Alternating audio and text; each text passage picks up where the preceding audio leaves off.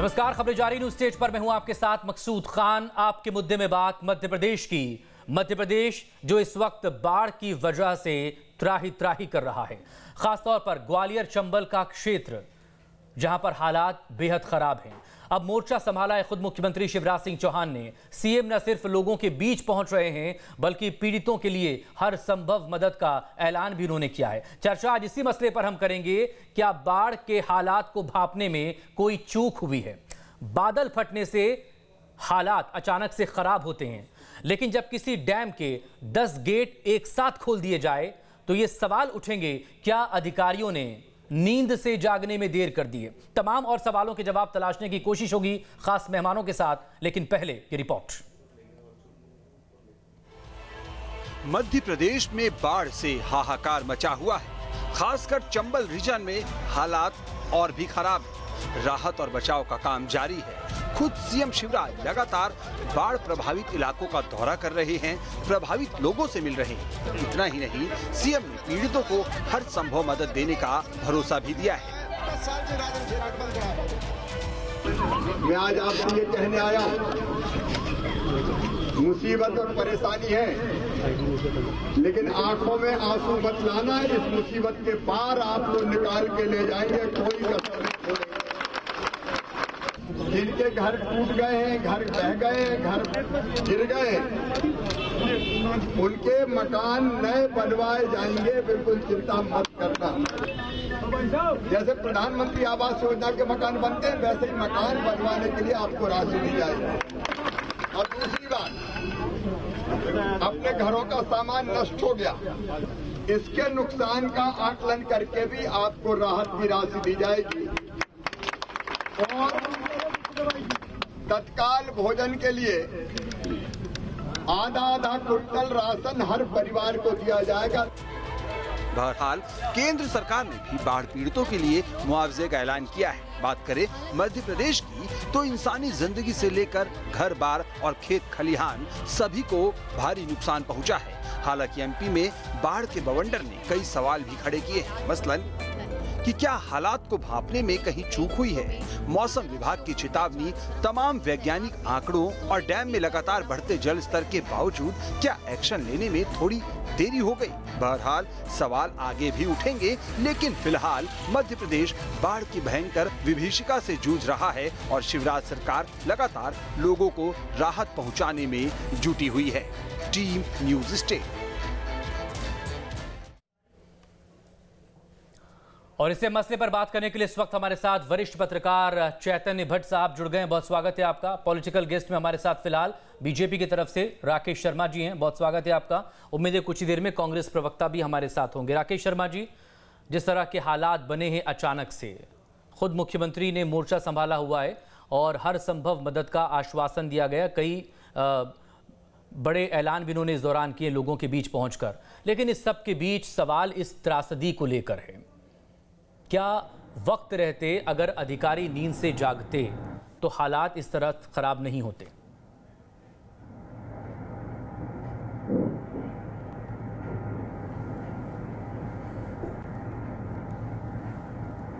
कि 15 दिन पहले मैं आपके इसी चैनल पर बैठा हुआ था और अतिवृष्टि और उसकी संभावना को देखते हुए माननीय मुख्यमंत्री जी ने जो इसके लिए बैठक ली थी, उसके बाद जो निर्देशित जारी किए थे उसके बारे में हमने आपके चैनल पर जिक्र किया था। उसके बाद एनडीआरएफ हो, एसडीआरएफ हो, इनके जितने अधिकारी हों उनकी अलग से बैठक लेकर जिलों में हमने जितनी अतिरिक्त नाव की ज़रूरत थी या रेस्क्यू के लिए जो सामान की आवश्यकता थी उसकी व्यवस्था हमने करके रखी थी। पर जब इतनी ज़्यादा अतिवृष्टि हो जाए, इतनी ज़्यादा बाढ़ की स्थिति भयावह हो जाए, तो हमारे संसाधन इतने जितने हो सकते थे हम लगातार कर रहे हैं। आज की स्थिति परिस्थिति को देखते हुए हमने एसडीआरएफ, एनडीआरएफ, सेना और एयरफोर्स की मदद ली है। मकसूद भाई, आप ये देखिए कि आज कांग्रेस के नेता लगातार ट्वीट कर रहे हैं, प्रश्न उठा रहे हैं, आरोप लगा रहे हैं, पर आज तक आपने कभी देखा कि कोई मुख्यमंत्री पिछले 7 घंटे से लगातार बाढ़ पीड़ितों के बीच में, कल भी दिन भर वो उनके बीच रहे, आज पिछले 7 घंटे तो, और अभी भी मैं आपके चैनल पे बैठा हूं, अभी भी वो बाढ़ पीड़ित क्षेत्रों में है। उसके बाद आप देखिए कि मध्य प्रदेश के गृह मंत्री, मैंने अपने जीवन में राजनीतिक 36 साल का जीवन हो गया, आज तक ऐसा नहीं देखा कि कोई मंत्री अपनी जान को खतरे में डालकर अपनी जनता की जान को बचाने के लिए पहुंच जाए। आपने देखा होगा कि हर नेता कोशिश करता है कि पहले मेरी जान बच जाए, मैं कैसे बच पाऊं, पर इतनी भयावह बाढ़ में वो एक जो मकान जर्जर था उसकी छत पर खड़े हुए थे और जो 9 लोग वहां फंसे हुए थे, पहले उनको हेलीकॉप्टर से भेजा। देखिए, राहत और बचाव काम को लेकर कोई सवाल नहीं राकेश, तो कहीं ना कहीं राहत और बचाव काम को लेकर कोई सवाल नहीं। सवाल बहुत सीधा सा है, सीधा सा सवाल ये कि मध्य प्रदेश में तो ऐसे हालात है नहीं जो पहाड़ी इलाकों में देखने को मिलते हैं कि वहां पर अचानक से बादल फट गया। तो बादल फटने वाली सिचुएशन तो नहीं है। अचानक से बांध के सभी गेट खोल दिए जाएं तो उसके आगे का जो हिस्सा रहेगा तो हालात तो खराब होंगे ना। अलग अलग बेसिन में सेंटर वाटर ने सबको डाल रखा है, अलग अलग बेसिन बने हुए, चंबल का बेसिन अलग है, उधर सिंध का बेसिन अलग है। कम से कम एक बेसिन के लिए 18 सीनियर से लेकर जूनियर असिस्टेंट सब इंजीनियर होते हैं। ये सब क्या कर रहे थे? बांध के पूरा भरने का इंतजार कर रहे थे और उसके बाद एक साथ गेट खोलने का इंतजार कर रहे थे। Is it a man mistake disaster? हम इसे मैन मेड डिजास्टर नहीं कर रहे हैं, लेकिन इतना तो कम से कम कहना पड़ेगा ना, क्या ये आदमियों की गलती से डिजास्टर हुआ है जिनकी जिम्मेदारी थी, जो सो रहे थे?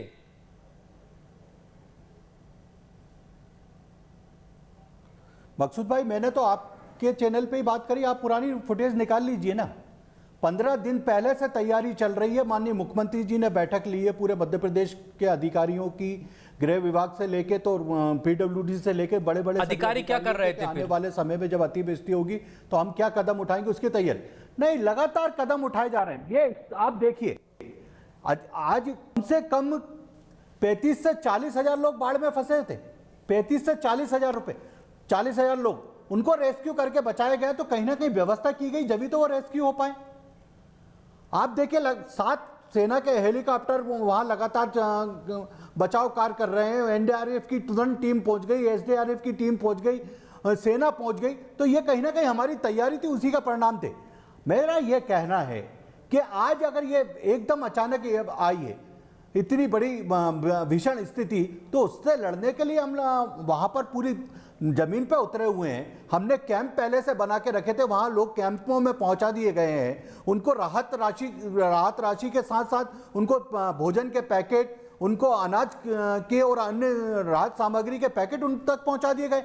अगर हमारी ये तैयारी नहीं होती तो क्या रात में ये सब हो पाता क्या? मकसूद भाई, कांग्रेस क्या आरोप लगा रही वो अलग विषय, पर जमीन पे क्या हकीकत वो देखिए। हम तो कांग्रेस की बात ही नहीं कर रहे हैं, क्योंकि कांग्रेस प्रवक्ता भी हमारे साथ जुड़े नहीं हैं। और हमने जो निर्णय जुड़ जाएंगे तो आप पर आरोप भी लगा देंगे, आपसे सवाल भी कर लेंगे।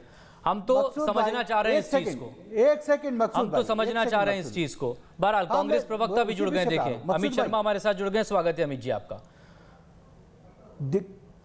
हाँ राकेश शर्मा, जब कंप्लीट कर लीजिए, मैं सिर्फ उनको इंट्रोड्यूस करवा रहा था, प्लीज। मकसूद भाई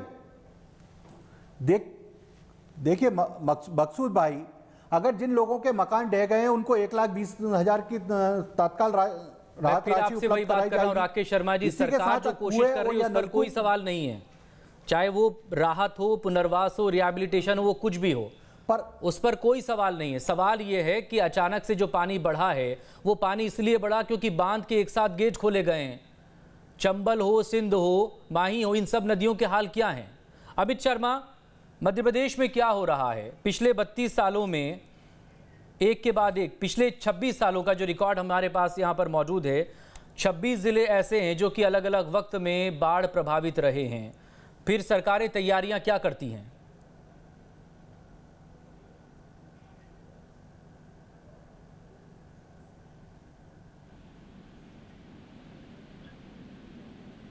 अमित जी, मेरी आवाज सुन पा रहे हैं आप?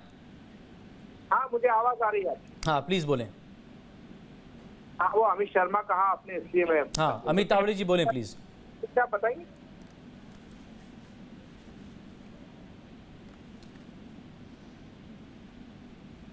हेलो अमित जी, बहुत सीधा सा सवाल ये है, मध्य प्रदेश के पिछले 26 सालों का जो रिकॉर्ड हम देख रहे हैं, 32 ऐसे जिले हैं जो कि अलग अलग बेसिन पर बसे हुए हैं, चाहे वो चंबल का बेसिन हो, सिंध का बेसिन हो, और ख़ासतौर पर ग्वालियर चंबल इलाके में इस बार जो हालात ख़राब हुए हैं, अचानक से किसी बांध के सभी गेट खोल देना और उसके बाद ये हालात ख़राब होना। सरकार अपनी तरफ से कोशिश कर रही है रिहैबिलिटेशन के, राहत और पुनर्वास के, लेकिन तैयारियां क्या करती हैं सरकारें? इतने सालों में हुआ क्या है?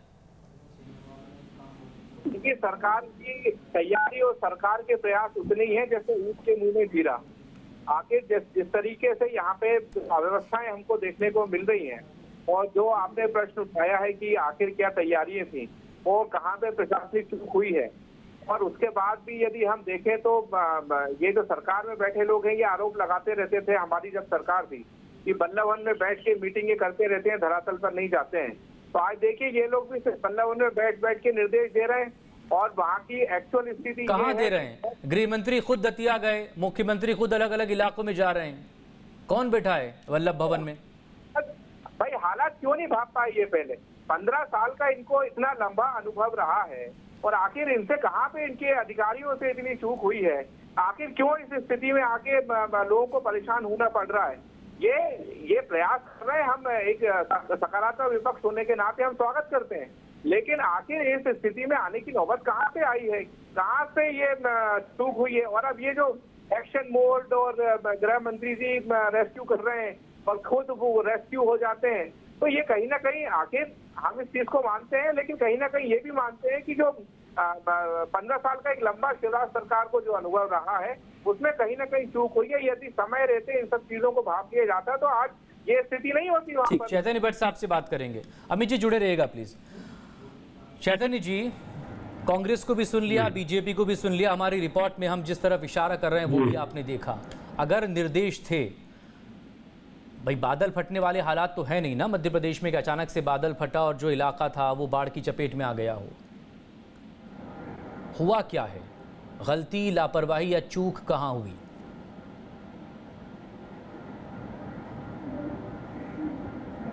नहीं मसूद जी, ये तो अगर इस तरह की बात है कि अगर इकट्ठे 10 गेट खोल दिए गए हैं तो निश्चित तौर से उसमें बाढ़ की स्थिति तो बनेगी।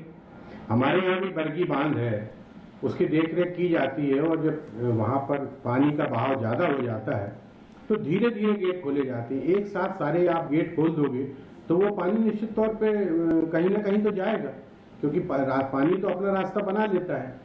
अगर 15 दिन पहले बैठक हुई थी और जैसा कि बीजेपी के प्रवक्ता जी कह रहे हैं कि सारे निर्देश दिए गए थे, तो उसके बाद अगर अफसरशाही में इस तरह की चूक हुई है तो ये गंभीर बात है कि आपने उसको ये नहीं देखा कि वो धीरे धीरे बढ़ता जा रहा है बांध, और हमने एक साथ आपने सारे गेट खोल दिए। हाँ, अफसरशाही तो निश्चित तौर पे मुझे लगता है कि मध्य प्रदेश में काफ़ी हावी है, और निर्देशों का जिस तरह से हवा में उड़ा दिया जाता है तो ये तो एक बहुत साधारण सी बात है कि मुख्यमंत्री के निर्देश हो या मंत्री के निर्देश हो, उनको कोई बहुत ज़्यादा तवज्जो दी नहीं जाती। उसके बाद ये भी होता है कि निर्देश देने के बाद उस पर क्या कार्यवाही, उस पर भी कोई ध्यान नहीं देता, ना उसके बारे में पूछा जाता है, ना उसकी समीक्षा की जाती है कि हमने जो निर्देश दिए थे उन पर क्या हुआ। ये बात सही है कि बारिश इतनी ज़्यादा तेज हुई है, बारिश बहुत ज़्यादा हुई है कुछ इलाकों में, विशेषकर ग्वालियर चंबल में, और उसके कारण भी एक प्रॉब्लम खड़ा हुआ है। देखिए, बाढ़ की स्थिति तो ये है कि बाढ़ से कोई भी देश नहीं आज की तारीख में नहीं बचा। आप देखिए, जो अपने आप को बहुत आधुनिक और संसाधन युक्त देश मानते हैं, चाहे वो अमेरिका हो, चाहे चीन हो, चाहे जर्मनी हो, वहाँ भी बाढ़ की विकराल स्थिति। इवन अपने भारत में बॉम्बे को देखो आप, जो बहुत आधुनिक माना जाता है, वहाँ भी बाढ़ की स्थिति है। तो जब प्राकृतिक आती है कोई विपदा तो उस समय तो फिर सारे आपके जितने भी उपाय हैं वो गौण हो जाते हैं, तो फिर बच क्या रहा जाते हैं। ये बात सही है कि मुख्यमंत्री, एक सैलाब आया और वो सब कुछ बहा कर ले गया, 5 से ज्यादा पुल टूट गए, 5 से ज्यादा पुल टूट गए जी। एक साथ 10 गेट खुल रहे हैं। आप किसी भी डैम के, बांध के, आप एक उसका एक प्रोसेस होती है ना, पानी आप बढ़ता, आप क्या उस पर नजर रख रहे हैं, क्या उसकी मॉनिटरिंग हो रही है? आप एक गेट खोलेंगे, दूसरा खोलेंगे, 5 खोलेंगे, अचानक से आप 10 गेट खोल दे रहे हैं, फिर वो पानी एक साथ ही बहेगा ना। वही बात है, वही बात। दूसरी चीज, जो पुल बनते हैं या सड़कें बन रही हैं उनकी गुणवत्ता बहुत खराब है। और इसलिए थोड़े से पानी में वो बह जाती हैं, उनको भी देखने वाला कोई नहीं है। वहाँ पे भी ठेकेदार और अफसरों की मिली भगत होती है। कुछ पुल तो ऐसे हैं जो अभी कुछ महीने पहले ही बने थे, वो भी बह गए हैं। तो ये सारी चीज में दिक्कत वही है कि जो एक कॉकस है अफसरशाही का, ठेकेदारों का, राजनेताओं का, उससे जब तक आप निजात नहीं पाओगे तब तक इस तरह की परिस्थितियां तो हमेशा निर्मित होंगी। वैसे मध्य प्रदेश में ठीक है कि कुछ जिले बाढ़ प्रभावित हैं, लेकिन इस तरह की बाढ़ की जो स्थिति बनी है ये तो बहुत ही गंभीर है। और इसके लिए अगर ये माना जा रहा है कि 10 गेट एक साथ खोल दिए गए तो ये बहुत गंभीर मुद्दा है। ये बात राकेश शर्मा जी, क्या इसको लेकर कोई कार्रवाई होगी? क्या इसको लेकर कोई जांच होगी? कैसे प्राकृतिक आपदा, इससे कोई इनकार नहीं कर रहा है, लेकिन ये जो हालात बने हैं ये किसकी गलती से बने हैं? देखिए मकसूद भाई, आपने जिन विद्वान मेरे साथी को बिठाया उनने भी इस बात को स्वीकार किया कि अतिवृष्टि हुई है। चंबल और ग्वालियर क्षेत्र में बहुत ज़्यादा बारिश हुई है, जिसके कारण ये बाढ़ की स्थिति उत्पन्न हुई है। और जिस बांध का आप जिक्र कर रहे हैं कि उसके गेट खोल दिए गए हैं, वहाँ पूरी टीम रहती है मकसूद भाई, और वो पूरी तरह मॉनिटरिंग करती है और बाकायदा समय समय पे गेट खोले जाते हैं, एक साथ नहीं खोले जाते। एक चीज़, और दूसरा, अगर आपने जिस बात का जिक्र किया तो निश्चित रूप से अगर कहीं पे ये चूक हुई है तो वो अधिकारी नप जाएंगे, वो अपनी जगह पर नहीं रहेंगे। माननीय मुख्यमंत्री जी की पहली प्राथमिकता मध्य प्रदेश की 7.5 करोड़ जनता है कि उनकी रक्षा सुरक्षा कैसे की जाए। हम अधिकारियों के लिए जवाबदार नहीं है कि अधिकारी क्या कर रहे हैं क्या नहीं, पर अगर अधिकारी गलती करेंगे तो उनको सख्त सजा दी जाएगी। पर मेरा यह कहना है कि आज मेरे कांग्रेस के विद्वान साथी कह रहे थे कि बल्लभ वन में बैठे हुए ना ये चैनल देख रहे हैं, ये ना अखबार पढ़ रहे हैं, आपके चैनल पे सामने दिखाया जा रहा है उसको तक देखने के लिए तैयार नहीं है। मैं इनसे एक प्रश्न करूंगा कि मिस्टर ट्विटर नाथ क्यों दिल्ली में बैठे हुए हैं? आज मध्य प्रदेश में बाढ़ आ रही है तो वो मध्य प्रदेश में क्यों नहीं है? वो मिस्टर बंटा डार जिनने 10 साल तक इस प्रदेश में राज किया, वो मिस्टर बंटा डार कहाँ है? वो भी सिर्फ ट्वीट कर रहे हैं, सोशल मीडिया में नजर आ रहे हैं। कांग्रेस के नेता क्या सिर्फ सोशल अमित तावड़े जी इसका जवाब दे दीजिए, फिर उसके बाद कुछ और नुकसान पर बात करेंगे। जमीन पे खड़े कि पिछले 3 सालों में मध्य प्रदेश में कितना नुकसान हुआ है मौसम की इस मार की वजह से, फसलों का, किसानों का। Amit Tawde please respond to Rakesh Sharma ji. देखिए, जिस प्रकार से ये बात की जा रही है कि कांग्रेस के नेता कहाँ हैं कहाँ नहीं है, भाई कांग्रेस के नेता जो मदद कर सकते हैं, चाहे कोरोना के समय की हो चाहे अभी की हो, वो मदद अपनी कर रहे हैं। लेकिन इस भारतीय जनता पार्टी की एक आदत बन गई है, इनको लगता है ये याद नहीं रहता कि सत्ता में ये लोग हैं, सरकार में ये लोग हैं, शासन इनका है और तमाम सुविधाएं सारी चीजें इनकी हैं और जिम्मेदारी पूरी तरीके से इनकी बनती है।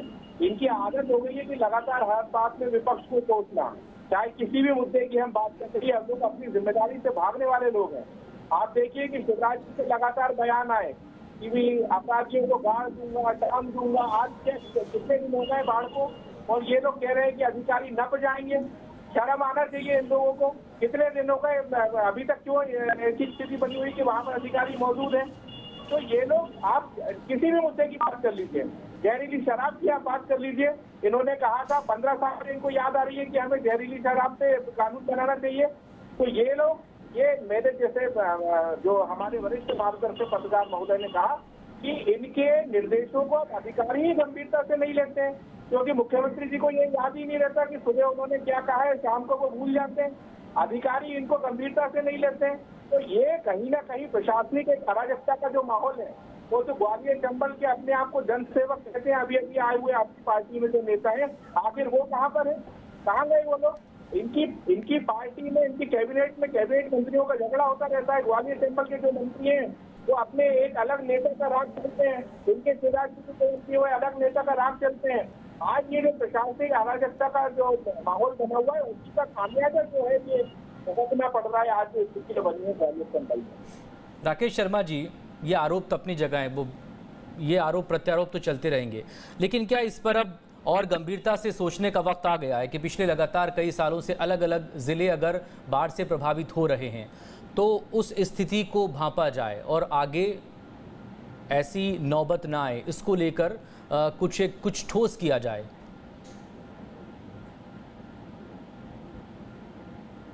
मकसूद भाई, निश्चित रूप से सरकार इस बारे में विचार कर रही है और इसके लिए लगातार कदम उठाए जा रहे हैं। सिर्फ मैं 2-3 बात आपके सामने रखना चाहूँगा कि आज का सबसे बड़ा यक्ष प्रश्न है कि कांग्रेस के नेता जब चैनलों पर आए मैं एक निवेदन करना चाहूँगा कांग्रेस के नेताओं से, थोड़ा जानकारी लेके आए। ओपीएस भदौरिया जी लगातार बाढ़ पीड़ित क्षेत्रों में, प्रद्युम्न सिंह तोमर लगातार बाढ़ पीड़ित क्षेत्रों में, तुलसी सिलावट जी आज दिन भर से मुख्यमंत्री के साथ बाढ़ पीड़ित क्षेत्रों में घूम रहे हैं। मैं ये पूछना चाहता हूं कि आपके पास जानकारी नहीं रहती तो आप चैनल पे आ क्यों जाते? आपके चैनल पे दिखाया जा रहा है मुख्यमंत्री लगातार बाढ़ पीड़ितों से बात कर रहे हैं, ये कह रहे हैं कि मुख्यमंत्री वल्लभ भवन में बैठे हुए। इतना कितना झूठ बोलेंगे? हो सकता है आपकी तैयारी नहीं है, आप बिना तैयारी के चैनलों पर आ जाते हैं। मैंने जो प्रश्न किया उसका जवाब आपको अच्छी तरह याद होगा। पिछले साल हम इसी सीजन में जब कांग्रेस की सरकार थी, पिछली बार जब बैठे थे मकसूद भाई, 3 मुरैना के गांव भेज गए थे मुख्यमंत्री, मंत्री कोई वहां पहुंचा नहीं था, कोई राहत नहीं पहुंची थी। और इनका मंत्री बयान दे रहा था कि साहब अगर पानी नहीं छोड़ते तो बांध फूट जाता, बांध फूट जाता साहब, इसलिए हमने बाढ़ ला दी। कोई किसी को बताया ही नहीं, कोई जानकारी उपलब्ध नहीं कराई। मैं आरोप प्रत्यारोप में नहीं जा रहा हूं, पर जो हकीकत है वो जनता जान रही कि कौन उनके साथ खड़ा है, कौन उनकी मदद कर रहा है। मैंने कहा कि अगर मकान टूट गए हैं तो उनको 1,20,000 रुपए तुरंत दिए जाएंगे, तत्काल राहत और पुनर्वास के लिए तो खुद मुख्यमंत्री ने ऐलान कर दिया है। गाय बेल भेजाएंगे तो 30,000 दिए जाएंगे। ठीक, अमित तावड़े जी रिस्पॉन्ड करना चाहेंगे इस पर? देखिए, ये लगातार जिम्मेदारी से भागने वाले लोग हैं। ये हर बात में विपक्ष का ऊपर आरोप लगाते हैं। इनकी जिम्मेदारी क्या है, आखिर क्यों? आप जब सरकार में रहे, आपकी पार्टी जब सरकार में रही है, बता दो तब भी इस तरह के हालात तो देखे हैं ना। ये लोग नहीं बताएंगे, तब ये सिर्फ भाषण देते रहेंगे कि अधिकारी न बचाएंगे, ऐसा हो जाएगा, वैसा हो जाएगा। जिनको ये नेता मानते हैं, कुणाल चौधरी कांग्रेस के रहते हुए उनके गांव में, उनके क्षेत्र में बाढ़ आ गई थी कुणाल चौधरी के, तब इनने कौन से राहत पहुंचा दी? जरा इनसे पूछ लीजिए।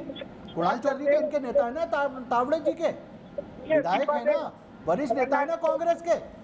जिनको मैं बोल रहा हूँ तो इनको लग रहा है मैं आरोप लगा रहा हूँ, जवाब से भाग रहा हूँ। ना आप टीवी देखने को तैयार हो, ना आप अखबार पढ़ने को तैयार हो, ना आप टीवी चैनल पर जो दिख रहा है उसको देखने के लिए तैयार हो। सिर्फ राकेश शर्मा जी प्लीज आखिरी 30 सेकंड बचे, बोल लेने दीजिए अमित जी को, देर से भी जुड़े थे। कोस लो, भाजपा को कोस लो। मेरा आपसे निवेदन है, गंभीर लोगों को चर्चा में बुलाएंगे तो बहुत अच्छा होगा। जो लोग बीच में, अमित जी प्लीज आप जवाब दीजिए, आपको सुनने के लिए हम तैयार हैं। धन्यवाद आपका। देखिए, जैसा कि ये लोग बोल रहे हैं कि कमलनाथ जी कहाँ हैं और दिग्विजय सिंह जी कहाँ हैं, तो यदि आपसे नहीं समझ रहा है तो आप इस्तीफा दीजिए, विपक्ष में बैठिए। तो कमलनाथ जी को कमान देखिए, पिछले 11 जो महीने का 12 महीने का हमको कार्यकाल मिला था, जनता ने देखा है। चाहे किसी भी कमलनाथ जी की सरकार भी देखी है हमने। 15 माह में जनता ने तुमको सड़क पे खड़ा कर दिया। 28 स्थानों पे चुनाव हुए थे ना, उसके बाद तुम्हारी 15 माह की सरकार ने कुछ अच्छा किया होता तो फिर सरकार में आ जाते। क्यों रो रहे हो आप बैठ के? देख आरोप प्रत्यारोप से कुछ होगा नहीं कि कमलनाथ से ट्वीट कर सकते हैं। बहुत शुक्रिया, वक्त इतना ही है। बहुत शुक्रिया आप सभी लोगों का। छोटे से ब्रेक के बाद छत्तीसगढ़ की बात करेंगे।